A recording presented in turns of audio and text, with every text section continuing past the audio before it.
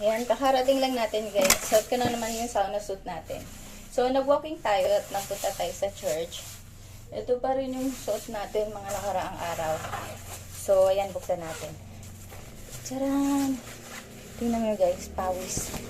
Sobrang dami kong pawis sa totoo lang. Parang mas marami akong pawis ngayon. Ayan. Ayan, pawis, pawis. Pawis. Fresh pawis. Ayan o, pawis. Ito pa. Super pawis. Yan, di ba? So, ayan o. Hindi ako pawisin tao. Nakakatulong talaga itong sauna suit sa akin. Ito pala yung back niya. Yan. Ganyan yung back niya. Tapos ito yung front. Sobrang ganda. Akala mo jacket lang. Pamporma. Sobrang ganda nito. Pero ito yung sa loob niya. Yan. Pagpapawisan ka talaga. So, sauna suit ito guys.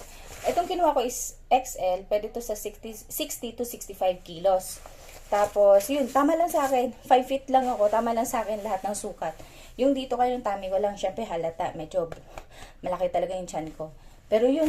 Ito, bagay to. 5 feet ka lang. Sobrang sexy mo dito. So, yun lang.